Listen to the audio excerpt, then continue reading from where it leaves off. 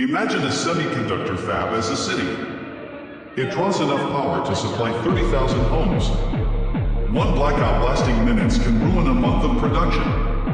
That's the first reason tech dominance now requires absolute control over electrical infrastructure. The second reason is export regulations. Countries that manufacture advanced chips will leverage over nations that need them. Understanding these two forces reveals why the semiconductor industry shapes global politics in 2026. Start with power consumption.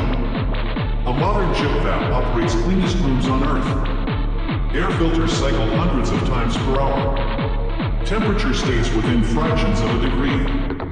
All of this runs continuously. TSMC's facilities in Taiwan consume enough electricity to power a small nation.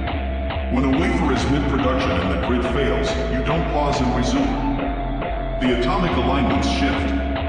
Contaminants enter. You scrap the entire wafer batch. One interrupted run costs millions. This means chip makers must secure power through redundancy. They build dedicated substations. They negotiate long-term contracts. They lobby governments for grid upgrades. A fab cannot move to a location with cheap labor if the electrical grid is unreliable. Taiwan, South Korea, and now Arizona have competitive advantages partly because their governments invested in stable, high-capacity power infrastructure. The technology inside a fab requires this foundation. Export controls work differently but serve the same goal, consolidating power. The US restricts semiconductor sales to certain nations. The Netherlands controls the machinery that prints chip designs. Taiwan limits who can buy their most advanced processors. These aren't arbitrary rules. A cutting-edge GPU from NVIDIA or an ARM processor design represents years of research and billions in capital investment. Releasing that technology to competitors or adversaries tips the balance in artificial intelligence, military systems, and economic output. Countries that produce chips gain negotiating power over countries that depend on them. This accelerates the consolidation. Companies stay where regulations favor them. Where governments protect their grid infrastructure.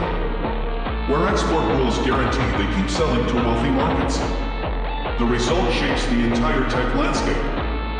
Semiconductor manufacturing clusters in a handful of regions. TSMC, Samsung, Intel, and SMIC control most advanced chip production. Their location and their government's policies determine who gets access to the hardware that powers everything else. Cloud computing, AI training, smartphones, data centers. All of it traces back to chips. And chips trace back to power and export control. This is why the 2024 US CHIP Act poured $50 billion into domestic manufacturing. This is why China invested heavily in self-sufficiency. The technology inside fabs is sophisticated. The infrastructure behind them is the actual battleground. If you want to understand how chip design works or the physics behind transistor scaling, both are already on the channel.